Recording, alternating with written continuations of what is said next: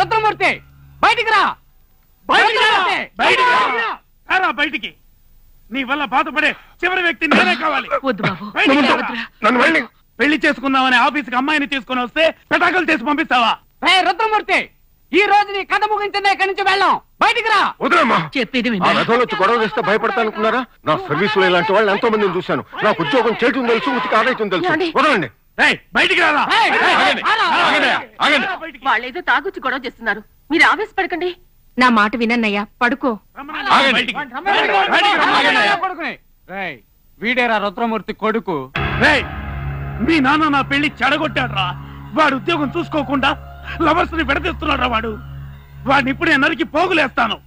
వాడిని సపోర్ట్ చేస్తే నిన్ను నరికేస్తాను.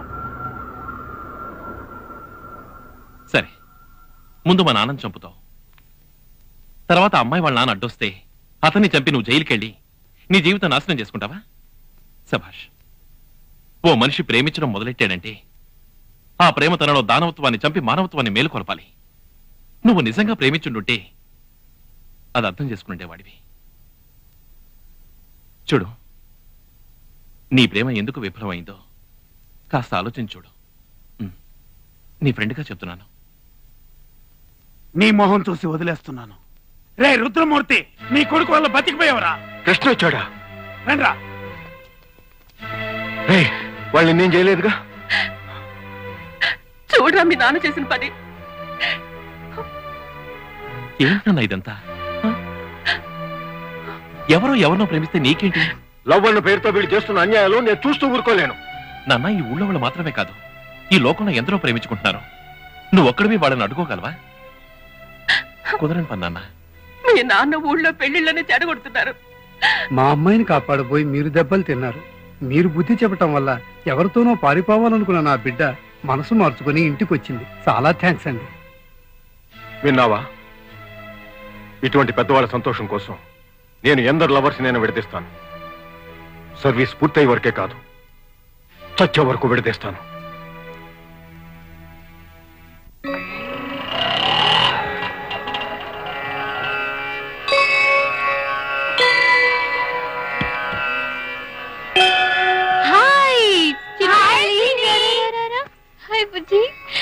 హాయ్ అను.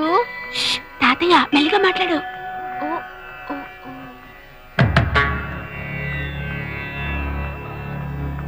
ఓకే, వెళ్ళండి వెళ్ళండి.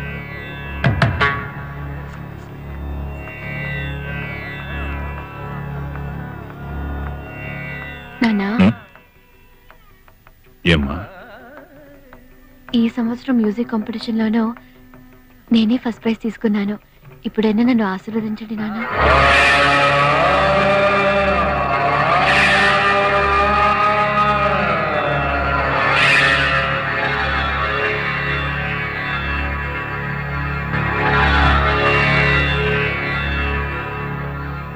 లేదమ్మా, నేను అర్హత కోల్పోయి చాలా కాలమైంది.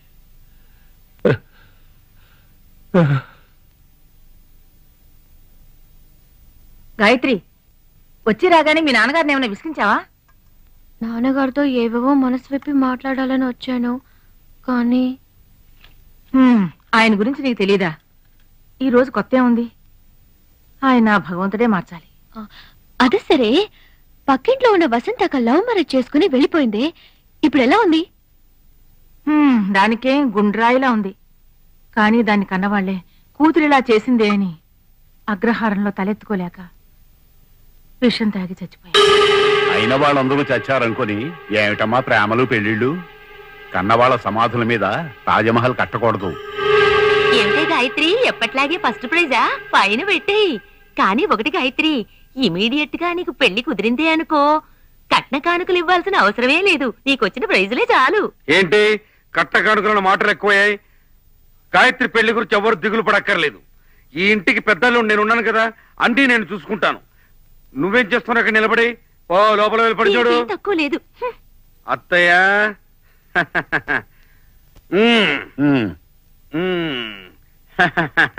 ఏమ్మా గాయత్రి, ఎప్పుడొచ్చావు? ఎన్నాళ్ళు లీవు? 1 వీక్. 1 వీక్? గాయత్రి, నేను ఇంటికి అల్లుడిగా వచ్చిన దగ్గర నుంచి మీ నాన్నగారు నోరు తెరిచి ఏది మాట్లాడడం లేదు. 365 రోజులు మౌనవ్రతం. ఆయన అన్న అదే మీ పెదనాన్న. ఆయన తనకు పనికి రాకుండా ఇతరులకు పనికి రాకుండా బతుకుతున్నాడు. ఈ ఇంట్లో అన్ని పనులు నెత్తిరేసుకుని చేసేసరికి నా తల ప్రాణం తోకొస్తుంది.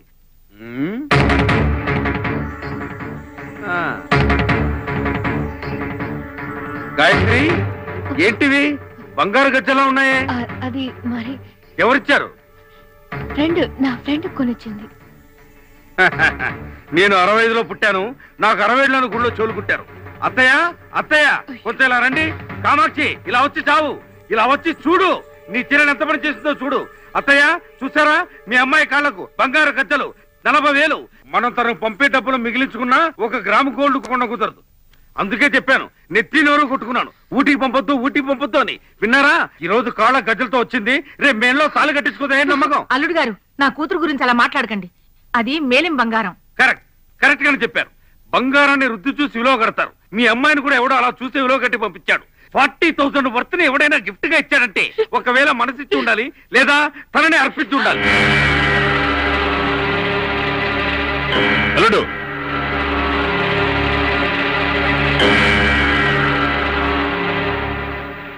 ఏమిటిదంతా? లేదు నాన్న, ఇది ఒకటి గోల్డ్ కవరింగే. నా ఫ్రెండ్ గిఫ్ట్ గా ఇచ్చింది.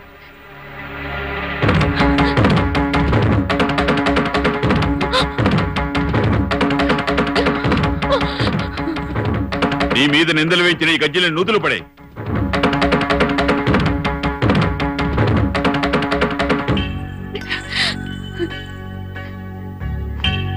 అల్లుడు, ఒకరి మీద నింద వేసేటప్పుడు అది వారి మనసును ఎంత బాధ పెడుతుందో కొంచెం ఆలోచించాలి.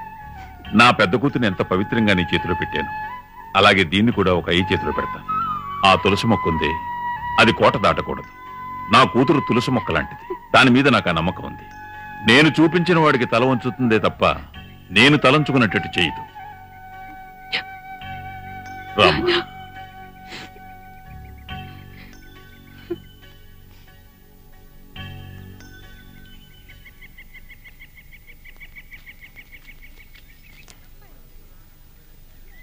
గాయత్రి, మన మనసులో ఉన్నది నిజమైన ప్రేమ.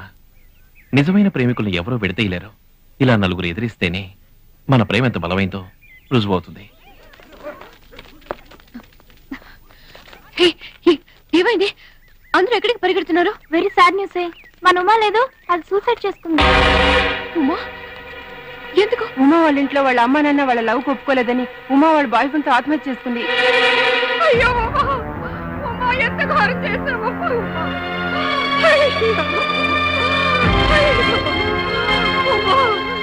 ఉమా, ఎంత ఘోరం చేశావు! ఉమా చూడమ్మా. వాన్లో తడవని వాళ్ళు, లవ్ లో పడని వాళ్ళు లోకంలో ఉండరే. నువ్వు తప్పించుకోగలవా?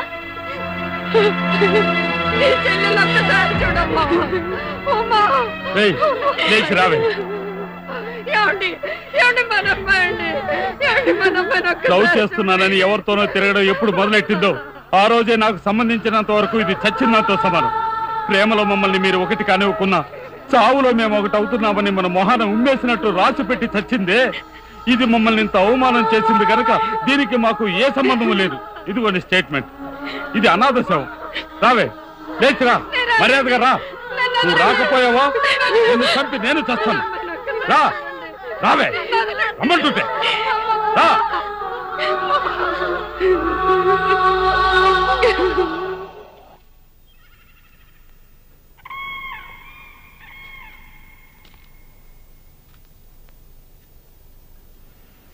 గాయత్రి,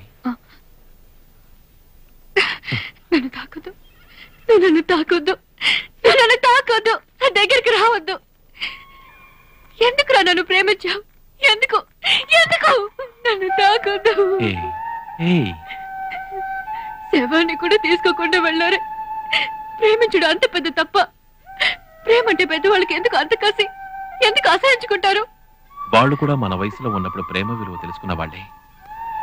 కానీ వాళ్ళు ఇప్పుడు ప్రేమను ఎందుకు ద్వేషిస్తున్నారో తెలుసా?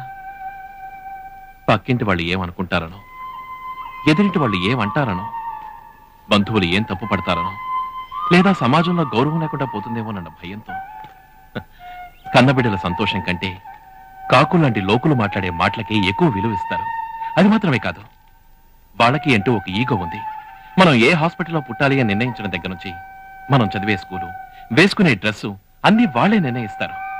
వాళ్ళకి సంబంధించినంత వరకు మన పెళ్ళనేది ఒక పెద్ద కళ. ఆ కళ ప్రేమ అనే పేరుతో కరిగిపోతూ ఉంటే అది చూసి వాళ్ళు భరించలేరు. అంటే మనకు కళలు రావా? ఊహలనేవే ఉండవా? ఎవడో బ్రోకర్ తో మా అమ్మాయికి పెళ్లి కొడుకును చూడమంటారు. వాడు ఒక ఫోటో తీసుకొచ్చి ఇతనే పెళ్లి కొడుకంటే దానికి వాళ్ళు ఒప్పుకుంటారు. ఒకవేళ ఆ ఫోటోలో ఉన్న అబ్బాయిని అమ్మాయి ప్రేమించుంటే అతన్ని మాత్రం ఒప్పుకోరు. కన్న వాళ్ళు బ్రోకర్ని నమ్మినంతగా తమ బిడ్డల్ని నమ్మడలేదు కదా. నమ్మిద్దాం. మన ప్రేమ వాళ్ళకి అర్థమయ్యేలా చేద్దాం. ప్రేమ గుడ్డిదని పెద్దవాళ్ళు ఎందుకంటారో తెలుసా? వాళ్ళు దాన్ని చీకట్లోంచి చూస్తూ ఉంటారు. ముందు వాళ్ళ వెలుతులోకి తీసుకొద్దాం. ఎలా? మన పెద్దవాళ్ళకి మన ప్రేమ చివరి వరకు చెప్పకూడదు. అర్థం కాలేదా? మన ప్రేమను గురించి వాళ్ళకు చెప్పి వాళ్ళ ద్వేషానికి గురి అయ్యే బదులు నువ్వెవరో తెలియకుండా మా ఇంటికెళ్ళి, నేనెవరో తెలియకుండా మీ ఇంటికెళ్ళి పరిచయం చేసుకుందాం. వాళ్ళు ఇష్టపడే వాళ్ళేగా మనం ఇష్టపడాలంటున్నారు. వాళ్ళు సెలెక్ట్ చేసిన వాళ్ళేగా మనం పెళ్లి చేసుకోవాలంటున్నారు. ముందు వాళ్ళు మనల్ని ఇష్టపడేలా నడుచుకుందాం. వాళ్లే మనల్ని సెలెక్ట్ చేసేలా ప్రవర్తిద్దాం. నా ప్రవర్తన వాళ్ళకి బాగా నచ్చి, అరేరే అబ్బాయి అంటే ఇలా ఉండాలి, ఇంత మంచి అబ్బాయే మన అమ్మాయికి భర్తగా రావాలి అని మీ అమ్మా నాన్న నిర్ణయించుకునేలా నేను చేస్తాను. అదే విధంగా నువ్వు మా కుటుంబంలో అందరి మనసులోనూ స్థానం సంపాదించి వాళ్ళ నోటితోనే ఈ అమ్మాయే మన కుటుంబానికి కోడలుగా రావాలరా అని నన్ను అడిగేలా చెయ్యి. అలా చేయగలిగితే ప్రేమను గెలిపించుకోవడానికి మనం పోరాడాల్సిన అవసరం లేదు. మన ప్రేమ గెలవడానికి వాళ్లే పోరాడతారు. ఏ కాలంలోనూ పెద్దవాళ్ళ పిల్లలకి శత్రువులు కానే కారు. మనమే వాళ్ళని మిత్రులుగా చూడటం మర్చిపోతున్నాం. మనం కన్నవాళ్ళకి దూరం కానక్కర్లేదు. ఆ కన్నవాళ్లే మనకు దగ్గరయ్యేటి చేద్దాం. ఎంతకాలం వెయిట్ చేయాలి? ప్రేమించుకునేటప్పుడు ఒకరి కోసం ఒకరు ఎంతకాలమైనా వెయిట్ చేస్తాక, అదే విధంగా ఈ ప్రేమ గెలవాలంటే మన పెద్దల అంగీకారం కోసం ఎంతకాలమైనా వెయిట్ చేయాలి.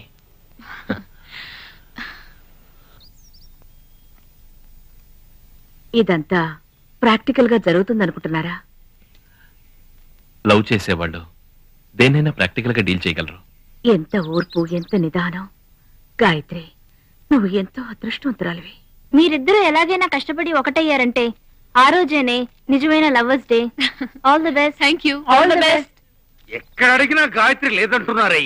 Wear is Gayatri?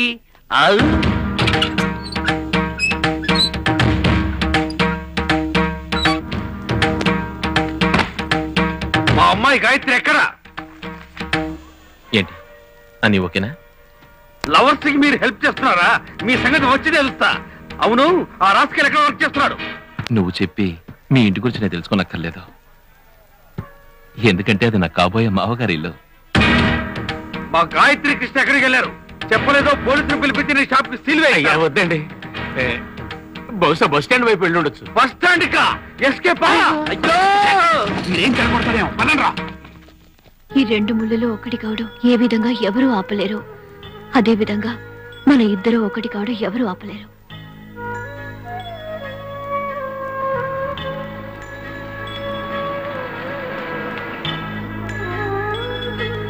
నా గుర్తుగా నీ దగ్గర. ఏంటి గాయత్రి? అయ్యయ్యో, పబ్లిక్ గానే ముద్దు పెట్టుకుంటాడే. See you, Krishna. See you. Take care. All the best. Take care, Gayatri. Bye.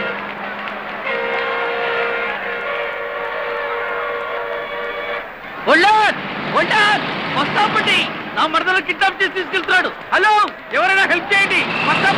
వస్తాపండి. అయ్యయ్యో, లిఫ్ట్ ఇవ్వండి. ఇవ్వరా? నీ అమ్మాయిని కిడ్నాప్ చేస్తే తెలిసేది. Police jeep. నువ్వా? కొంచెం స్లోగా వెళ్ళండి సార్. రే దిగరా. నేనా? దిగు. మీరెవరు? నన్నే ఎవరిని అడుగుతావా? అసలు ఎవరండి మీరు? నేనా? అక్కమ్మగుండ్రా. అక్కమ్మగుడా? సినిమా పేర్లా ఉందేంటి? అది నా బిరుదురా. టోటల్ ఫ్యామిలీకి నేనే హెడ్డుని. గాయత్రి అక్కమ్మగుండి. నేను మీకోసమే వస్తున్నానండి. నా కోసమా? మీ మరదల్ని లవ్ చేస్తున్నాను. ఓరి దుర్మార్గుడా, ఎంత పని చేశావు? కాలేజీకి పంపిస్తే లవ్ చేస్తావా? లవ్ చేసే వాళ్ళందరినీ షూట్ చేయాలరా? ఏంటి మన జీప్ లో ఎక్కి లవ్ గురించి నోటిఫికేషన్ మాట్లాడుతున్నాడు? నీకోసం బ్రేక్ కూడా వేయకుండా డ్రైవ్ చేసుకొస్తున్నాను. నువ్వు ఇంకొకరి లవ్ ని బ్రేక్ చేయాలని చూస్తున్నావా? మేము లవర్స్ తెలుసా? అయ్యో, నన్ను వదిలేయండి. బతుకుంటే పొలుసాగు తింటాను పంతుల్ని. పంతులువా? ఇంట్లో తెలియకుండా మేం చేసుకునే పెళ్లికి పంతులు దొరకలేదని చూస్తున్నాం. సమయానికి దొరికావు. రే దిగరా. మా పెళ్ళేదాకా నిన్ను వదలం. హలో, వీడి సంగతి మేము చూసుకుంటాం. All the best. Thank you. అయ్యో అయ్యో అడుగురా కృష్ణ. ఎక్కడా కనపడ్డే? రే కృష్ణ, రే రే గాయత్రి వాళ్ళ బాబు జీపులో వెళ్తున్నాడు రా. వాడి సంగతి మేము చూసుకుంటాం. వాడికి విషయం అంతా తెలిసిపోయింది. కాళ్ళు చెదిరించేస్తారా? ఓకేరా, హ్యాపీగా ఉండు. బాయ్. ఓకే. ఎంత మోసం, మనిషికి మానవత్వం లేదు. Hello please lift, please lift. Thank you ధర్మాత్మలు. నాశనం అయిపోతారు. అబ్బో అబ్బో, మా కృష్ణ పెళ్ళి వరకు నిన్ను బయటికి వదలవరా. నన్ను ఏమైనా క్రాస్ పెట్టి అనుకున్నారా? కరెక్ట్ బ్లాక్ బెల్ట్ తీసుకున్నారు. నా మరదలు ఎక్కడ దాచిపెట్టారు చెప్పండి రా. తెలీదా? ఏం చెప్తారు? భీమిలి పక్కన తగర పోలసలో నాగభూషణ ఇంటికి వెళ్ళింది. ఇర్విన్ వాలెస్ అనే రచయిత the intimate sex life of famous people అని ఒక సంకలనం ప్రచురించాడు.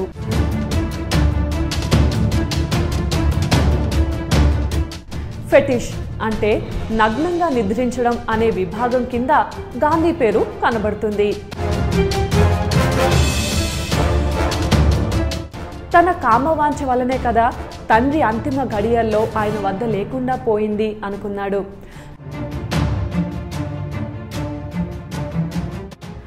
గాంధీ బ్రహ్మచర్య ప్రయోగాల గురించి అర్థం చేసుకోవాలంటే సెక్స్ గురించి గాంధీ అభిప్రాయం తెలుసుకోవాలి.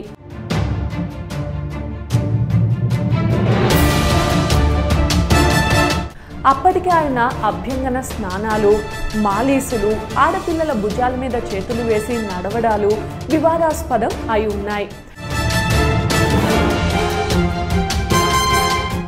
దీక్ష శారీరక బ్రహ్మచర్యానికే పరిమితం కాకుండా మానసికంగా కూడా తను బ్రహ్మచారి కావాలని ఆయన ఆశించాడు. దీన్ని బట్టి సెక్స్ పట్ల ఆయనకు అపరాధ భావన ఉండేదని తెలుస్తోంది. గాంధీ ఆ స్త్రీలను తన పక్క మీద తన దుప్పట్లోనే పడుకోమనేవారట. 2010లో జార్జ్ ఆడమ్స్ అనే ఆయన గాంధీ నేకెడ్ అంబిషన్ అనే పుస్తకం రాస్తూ మళ్లీ వీటి గురించి విమర్శించాడు. గాంధీస్ ట్రూత్ రాసిన ఎరిక్ ఎరిక్సన్ సిద్ధాంతం ప్రకారం గాంధీ జీవితంలో మాతృత్వ భావనకు ముఖ్య స్థానం ఉంది. ఒంటరితనం అనుభవించినప్పుడు ఆయన తల్లి ప్రేమకై తప్పించి స్త్రీ కౌగిలిలో సేద తీరేవాడు. నౌఖాళీ పర్యటన తర్వాత నుంచి క్రమం తప్పకుండా ఆయన పక్కనే లంగా జాకెట్ వేసుకొని పక్కనే పడుకునేది. తన భర్తకు ఈ వ్యవహారం నచ్చలేదని కూడా ఆమె చెప్పింది. ముండేను సమర్థిస్తూ శివసేన అధినేత బాల్ ఠాక్రే గాంధీతో పోల్చి తేల్చాడు.